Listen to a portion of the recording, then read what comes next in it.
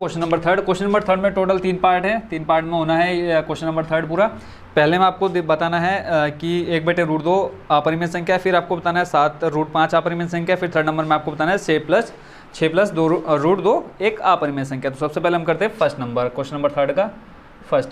इसमें हमें दिखाना है कितना 1/√2 को क्या सिद्ध करना है, अपरिमेय सिद्ध करना है। तो सबसे पहले हम क्या मानेंगे, माना ये जो क्वेश्चन है आपका क्वेश्चन नंबर फर्स्ट की तरह सेम टू सेम है, पूरी फोटोकॉपी है, सेम वैसी पूरी प्रोसेस होनी है, तो ध्यान से देखना। माना 1/√2 एक परिमेय संख्या है,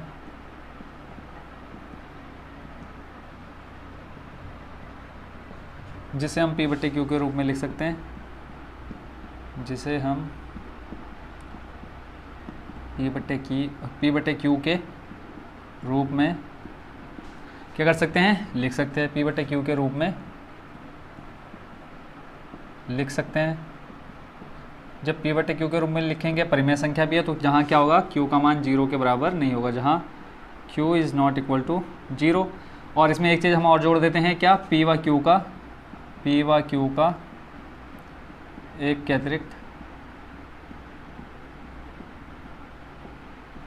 अतिरिक्त क्या नहीं होगा, अन्य कोई अभाज्य गुणनखंड नहीं होगा, अन्य कोई अभाज्य गुणनखंड नहीं होगा।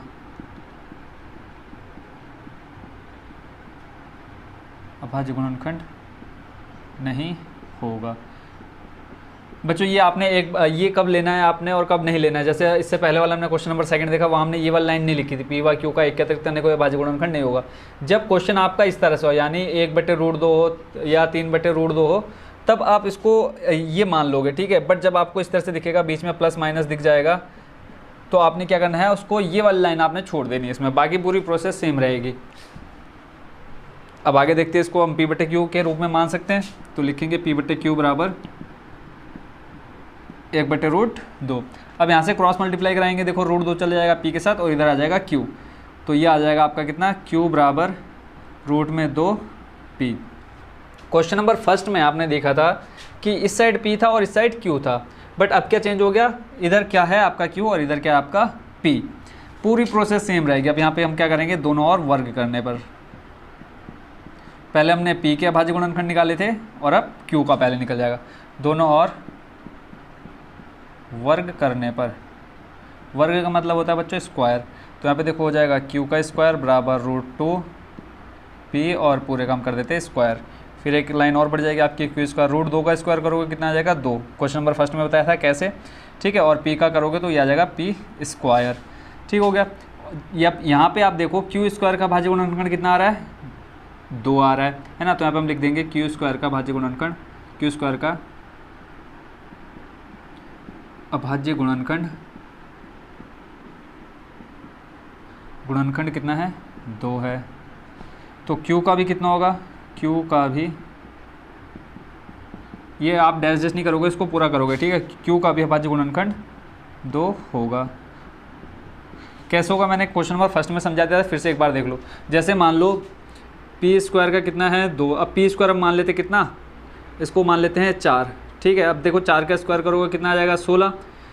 अब देखो यहाँ 4 में 2 का भाग जाएगा और 16 में भी 2 का भाग जाएगा। आई होप बच्चों इसको समझ गए होंगे, है ना। यानी जिसमें अगर जो कोई संख्या स्क्वायर है, तो स्क्वायर का भाग जिसमें जा रहा है, तो उसमें नॉर्मल संख्या का भी भाग जाएगा उसी में। तो ये आपका Q का अभाज्य गुणनखंड निकल गया। आप निकालते हैं किसका, P का। तो अब आगे लिखते हैं क्या, तब माना, यहाँ देखो क्या है आपका Q आया ना लास्ट में, तो यहाँ पे एक मान लेते हैं Q बराबर 2A। जो यहाँ इसका भाज्य गुणनखंड आया वही आपने यहाँ लिखना है। तो और जहाँ A क्या है, जहाँ A बराबर क्या है, कोई धन पूर्णांक है, कोई धन पूर्णांक, ठीक है। अब फिर यहाँ दोनों और क्या कर देंगे, वर्ग कर दो, दोनों और वर्ग करने पर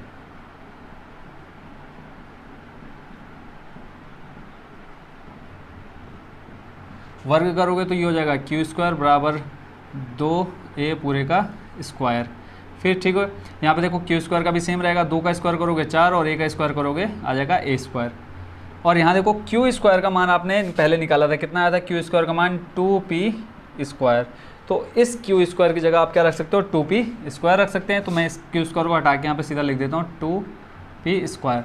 अब पी स्क्वायर के साथ गुणा में कितना है 2, तो जब हम उसको राइट साइड में लाएंगे किस में आ जाएगा, बट्टे में। यहाँ देखो 2 से 4 हो जाएगा कट, क्या बचेगा आपके पास, पी स्क्वायर बराबर 2a स्क्वायर। ठीक है, ऐसे देखो क्यू स्क्वायर का आया था 2p स्क्वायर और पी स्क्वायर का आ गया 2a स्क्वायर। तो पी स्क्वायर का भाज्य गुणनखंड आपको कितना दिख रहा है, 2 दिख रहा है। तो यहाँ पे हम लिख लेंगे पी स्क्वायर का अभाज्य गुणनखंड 2 है। तो p का भी कितना होगा, p का भी आपने डैश डैश नहीं करना है, ठीक है, 2 होगा। अब आप देख रहे होंगे p और q दोनों का कितना आ रहा है, 2 आ रहा है। तो ये लाइन में हम लिख देते हैं p व q दोनों के अभाज्य गुणनखंड, दोनों के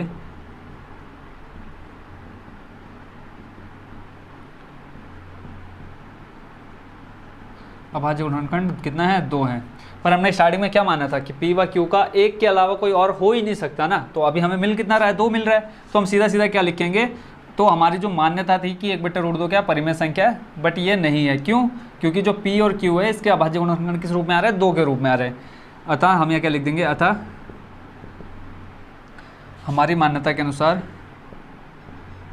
अतः हम लास्ट वाली लाइन में लिखेंगे, यहाँ पे सिर्फ लिखते हैं हमारी मान्यता के अनुसार। हम इसको अपरिमेय क्यों बता रहे हैं वो भी लिख देते हैं, हमारी मान्यता के अनुसार p व q का एक के अतिरिक्त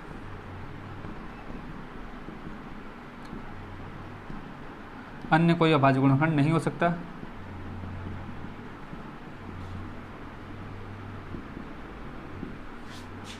अभाज्य गुणनखंड नहीं हो सकता। अतः क्या है, अतः 1/√2 क्या है, अतः 1/√2 एक अपरिमेय संख्या है। Same to same question number first है बच्चों, इसमें बिल्कुल भी कंफ्यूज नहीं होना। अतः 1/√2 क्या है, एक अपरिमेय संख्या है। ठीक है, सबसे पहले हमने इसको क्या मान लिया, परिमेय संख्या माना। फिर हम इसे p/q के रूप में लिख सकते हैं, जहाँ q क्या है, 0 के बराबर नहीं हो सकता। क्यों नहीं हो सकता, क्योंकि आप q का मान 0 रखोगे तो पूरा ही 0 हो जाएगा, तो आगे सॉल्व ही नहीं हो पाएगा। फिर हमने एक लाइन और लिखी, p व q का एक के अतिरिक्त अन्य कोई अभाज्य गुणनखंड नहीं होगा। ठीक है, इतना आपने हिंदी याद करनी है। उसके बाद की प्रोसेस तो सिर्फ आपकी इधर से उधर करनी है, स्क्वायर कर देना है। फिर लास्ट में आपने देखा p और q दोनों का भाज्य गुणनखंड कितना आया, 2 आया है। ठीक है, पर हमने ऊपर क्या माना था, एक के अलावा नहीं हो सकता। तो हमारी जो मान्यता थी कि ये परिमेय संख्या है, तो वो लास्ट में हमने क्या उसको गलत सिद्ध कर दिया, बोल दिया हमने क्या, अतः 1/√2 क्या है, अपरिमेय संख्या है। तो ये होगा क्वेश्चन नंबर 3 का फर्स्ट नंबर। अब क्वेश्चन नंबर 3 का सेकंड नंबर, क्वेश्चन नंबर 3 का सेकंड पार्ट। इसमें जो आपको दे रखा है वो है 7√5। तो हम इसको मान लेंगे, माना 7√5 एक परिमेय संख्या। सबसे पहला काम आप उसको क्या करेंगे, परिमेय संख्या मान लेंगे। क्या है, परिमेय संख्या है। अब परिमेय संख्या तो किस रूप में लिख सकते हो, p/q के रूप में। तो यहाँ पे सबसे पहले वही लाइन लिख दो जिसे हम p/q के रूप में लिख सकते हैं। बहुत शॉर्ट आंसर है इसका, देखो के रूप में लिख सकते हैं, जहाँ q is not equal to 0, जहाँ q is not equal to 0। तो मान लेते हैं p/q बराबर 7√5। 7 गुणा में ले आओ इसको बट्टे में, तो ये हो जाएगा p 7q इक्वल टू √5।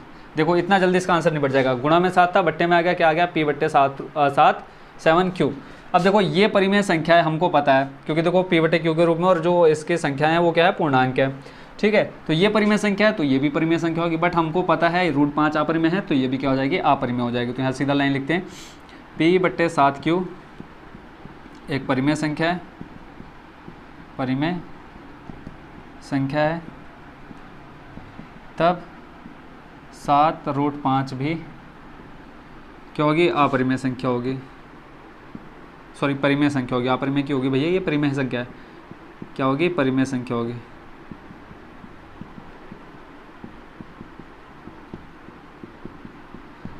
ठीक है, और पर एक चीज़ हम और देख रहे हैं कि इधर कितना √5 है, परंतु हम जानते हैं √5 एक अपरिमेय संख्या है, अपरिमेय संख्या है।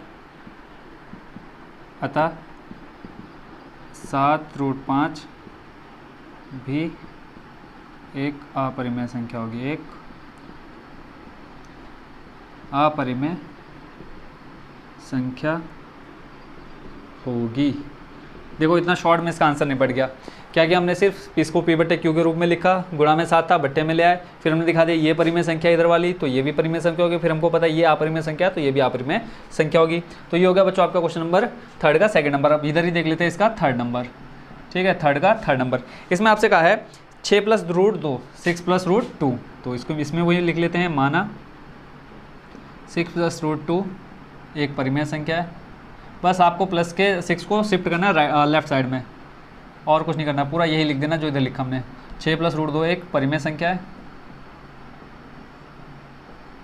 परिमेय संख्या तो किस रूप में लिख सकते हो, पी बट्टे क्यू के रूप में, जिसे हम पी बट्टे क्यू के रूप में लिख सकते हैं,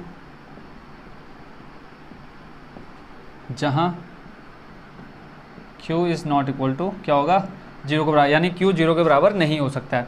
अब सॉल्व करते हैं, देखो p बटे q के रूप में इसको भी लिख लो, p बटे q बराबर आ जाएगा 6 + √2, प्लस में है 6, किधर आ जाएगा, माइनस में आ जाएगा, p बटे q माइनस हो जाएगा 6 = √2।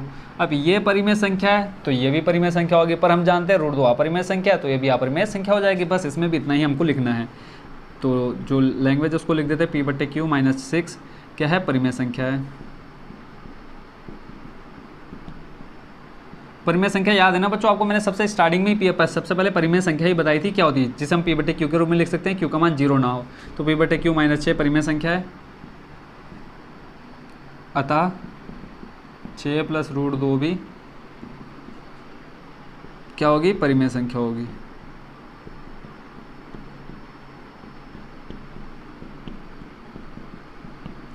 परंतु हम जानते हैं, क्या जानते हो भैया, कि √2 ये गलत है, परंतु √2 जो इंसान है वो गलत है, एक अपरिमेय संख्या है, परंतु √2 एक अपरिमेय संख्या है। यहाँ पे ये भी लिख सकते हो, परंतु हम जानते हैं कि √2 एक अपरिमेय संख्या है। तब 6 + √2 भी क्या हो जाएगी, 6 + √2 भी अपरिमेय संख्या होगी। बस ये हो गई बच्चों आपकी एक्सरसाइज नंबर कौन सी, 1.3 कंप्लीट। आई होप बच्चों इसको आपका question number 1st, 2nd, 3rd तीनों के तीनों आपको अच्छे से समझ में आ गए होंगे। अगर पूरी एक्सरसाइज यानी एक्सरसाइज आपकी 1.3 में कोई भी क्वेश्चन ऐसा हो जो आपको समझ में ना आया हो या कोई स्टेप आपको समझ में ना आया हो, तो प्लीज़ एक प्यारा सा कमेंट डाल देना कि सर ये वाला स्टेप हमको समझ में नहीं आया, प्लीज़ इसको आप थोड़ा सा और एक्सप्लेन कर दीजिए, तो मैं आपको उसी टाइम आपको एक शॉर्ट वीडियो बना करके उस टॉपिक पर दे दूँगा। तो मिलते हैं बच्चों नेक्स्ट एक्सरसाइज में। Thank you so much watching for this video.